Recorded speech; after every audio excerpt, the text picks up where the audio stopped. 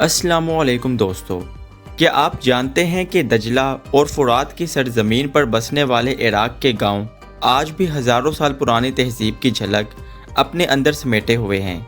यहाँ खेतों में गंदम लहलहाती है, खजूरों के बाग साया देते हैं, मवेशी खानदानों की रोज़ी का सहारा बनते हैं और गाँव की सादा ज़िंदगी में मेहमान नवाजी, रवायत और मेहनत एक साथ नज़र आती है। आज हम आपको लेकर चलते हैं इराक के देहात की एक दिलचस्प दुनिया में। दोस्तों, आज की वीडियो इंतहाई दिलचस्प और मालूमाती है, इसलिए आखिर तक ज़रूर देखिएगा। तो चलें दोस्तों, शुरू करते हैं अपनी आज की वीडियो। इराक का नाम आते ही अक्सर लोगों के जहन में बगदाद, जंगे और सहरा आते हैं, लेकिन इस मुल्क की एक दूसरी और बहुत खूबसूरत दुनिया भी है। ये दुनिया इराक के गाँव और दही इलाकों की दुनिया है। इराक के देहात एक दूसरे से काफ़ी मुख्तलिफ हो सकते हैं। शुमाली इराक के बाज़ देहात पहाड़ों, वादियों और सरसब्ज़ मैदानों के करीब आबाद हैं। वस्ती और जनूबी इराक में बहुत से देहात दजला और फुरात के आसपास के ज़रखेज़ मैदानों से जुड़े हुए हैं।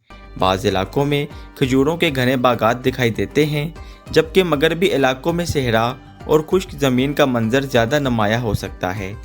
इसीलिए इराक की दही ज़िंदगी को सिर्फ एक ही तस्वीर में बयान नहीं किया जा सकता।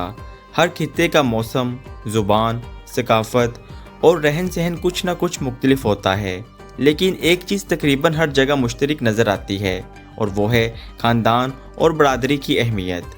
गाँव की ज़िंदगी आमतौर पर शहरों की निस्बत ज़्यादा सादा और इज्तिमाई होती है। यहाँ रोज़मर्रा ज़िंदगी का एक बड़ा हिस्सा ख़ानदान, खेती बाड़ी और मकामी माशरत के गिर्द घूमता है। सुबह का आगाज़ कई दही इलाकों में सूरज निकलने से पहले हो जाता है। किसान अपने खेतों और जानवरों की देखभाल के लिए तैयार होते हैं। इराक के दही इलाकों की ज़िंदगी में ज़राअत की बड़ी अहमियत है, क्योंकि इराक तारीखी तौर पर दजला और फुरात के दरमियान वाक़या इस खित्ते का हिस्सा है, जिसे ज़रखेज़ हलाल की कदीम ज़रई तहजीबों से जोड़ा जाता है। आज भी बहुत से दही ख़ानदान अपनी रोज़ी के लिए खेती बाड़ी और मवेशी पालने पर इन्हिसार करते हैं। इराक में छोटे ज़रई खेत भी पाए जाते हैं।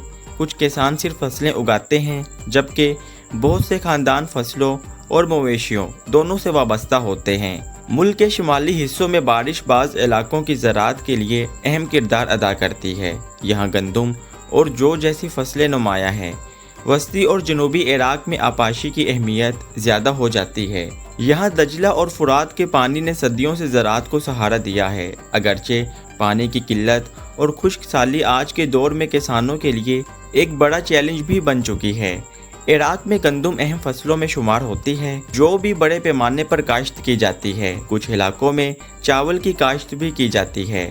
मकई, सब्जियां और मुख्तलिफ फल भी कई इलाकों की ज़राअत का हिस्सा है। टमाटर, आलू, प्याज, बैंगन और दीगर सब्जियां मकामी खेतों में उगाई जा सकती हैं। इराक की सबसे मशहूर ज़रई पहचानों में से एक खजूर है। जनूबी और वस्ती इलाकों में खजूर के बागात ख़ास अहमियत रखते हैं। खजूर के लंबे दरख्त सिर्फ फल ही नहीं फराहम करते, बल्कि दही मंजर को भी एक मुनफरिद खूबसूरती देते हैं। खेतों में काम फसल और मौसम के हिसाब से बदलता रहता है। किसान पहले ज़मीन तैयार करते हैं, फिर बीज बोया जाता है या पौधे लगाए जाते हैं।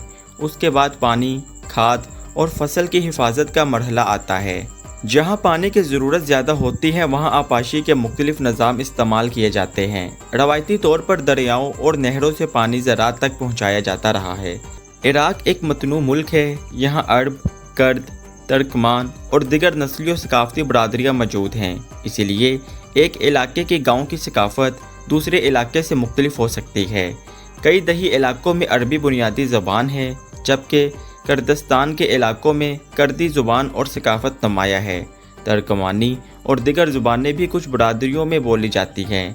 लिबास भी इलाके और मौका के लिहाज से बदलता है। रोज़मर्रा ज़िंदगी में लोग सादा और आरामदा लिबास पहन सकते हैं, जबकि शादियों और त्योहारों में ज़्यादा रवायती और रंगीन लिबास पहनने का रवाज आज भी कायम है। इराक में शादी ख़ानदान और बरादरी के लिए एक बड़ी खुशी होती है। अलबत्ता शादी की रसूमात हर इलाके, ख़ानदान और मजहबी या नस्ली बरादरी में बिल्कुल एक जैसी नहीं होती। शादी के दिन घर और तकरीब की जगह को सजाया जाता है। रिश्तेदार और दोस्त खुशी में शरीक होते हैं। रवायती मौसीकी और रक्स बाज़ सकाफ़ती तकरीबात का हिस्सा हो सकते हैं। کھانے کا خصوصی انتظام کیا جاتا ہے اور خاندان اپنی استطاعت کے مطابق مہمانوں کی میزبانی کرتا ہے۔ بعض علاقوں میں شادیوں میں مردوں اور عورتوں کے لیے الگ انتظام بھی ہو سکتا ہے، جبکہ جدید شہروں اور مختلف خاندانوں میں تقریبات کا انداز مختلف ہوتا ہے۔ عراق کی ثقافت میں موسیقی اور لوک رقص کا بھی اپنا مقام ہے۔ عربی اور کردی علاقوں کی روایات میں فرق پایا جاتا ہے۔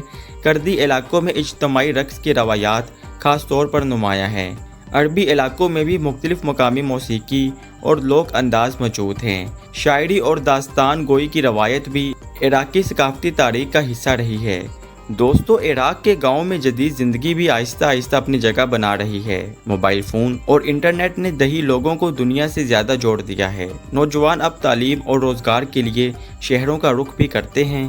بہت سے دیہات میں سڑکوں، بجلی اور دیگر سہولیات میں وقت کے ساتھ تبدیلی آئی ہے، لیکن تمام دیہی علاقوں کو یکساں سہولیات حاصل نہیں ہیں۔ کچھ گاؤں ترقی یافتہ شہروں کے قریب ہونے کی وجہ سے زیادہ سہولیات رکھتے ہیں، جبکہ دور دراز علاقوں میں بنیادی سہولیات تک رسائی مشکل ہو سکتی ہے۔ پانی کی کمی عراق کے دیہی مستقبل کے لیے ایک اہم مسئلہ ہے۔ دجلہ اور فرات پر انحصار رکھنے والے کسان بدلتے ہوئے موسم اور پانی کی کم دستیابی سے متاثر ہوتے ہیں۔ بارش کی کمی بھی شمالی اور بارانی علاقوں کے لیے خطرہ بن سکتی ہے۔ حالیہ زرعی حالات میں خشک موسم اور پانی کی پابندیوں نے بعض علاقوں میں فصلوں کی پیداوار کو متاثر کیا ہے۔ اس کے باوجود عراقی کسان نئی صورتحال کے مطابق خود کو ڈھالنے کی کوشش کر رہے ہیں۔ عراق کے گاؤں کی اصل خوبصورتی شاید ان کے سادگی میں ہے۔ صبح کھیتوں کی طرف جاتے کسان، کھجوروں کے درختوں کے درمیان گزرتی ہوا، گاؤں کی گلیوں میں کھیلتے بچے، چرنے کے لیے جاتے جانور اور شام کے وقت ایک گھر میں جمع ہوتا خاندان، یہ سب مل کر دیہی عراق کی ایک منفرد تصویر بناتے ہیں۔ یہ زندگی ہمیشہ آسان نہیں ہوتی۔ کسان کو موسم کا مقابلہ کرنا پڑتا ہے، پانی کی کمی اور معاشی مسائل کا سامنا بھی ہو سکتا ہے، لیکن محنت اور امید اس زندگی کا ایک اہم حصہ ہے۔ عراق کے گاؤں ہمیں یہ بھی یاد دلاتے ہیں کہ ایک ملک کو سمجھنے کے لیے صرف اس کے بڑے شہروں کو دیکھنا کافی نہیں۔ اصل زندگی اکثر ان چھوٹے دیہات اور قصبوں میں بھی سانسیں لے رہی ہوتی ہیں، جہاں لوگ ہر صبح نئی امید کے ساتھ اپنے دن کا آغاز کرتے ہیں، جہاں کھیتوں کی محنت سے خوراک پیدا ہوتی ہے، جہاں روایات نسل در نسل آگے بڑھتی ہیں، جہاں تہوار لوگوں کو ایک دوسرے کے قریب لاتے ہیں، اور جہاں خاندان اب بھی زندگی کی سب سے بڑی طاقت ہوتا ہے۔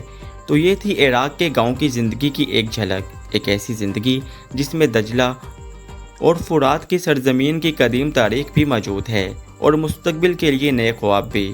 اگر آپ کو عراق کے دیہات کی یہ دلچسپ دنیا پسند آئی ہو تو ہمیں ضرور بتائیے گا کہ اگلی بار آپ کس ملک کے گاؤں کی زندگی دیکھنا چاہتے ہیں۔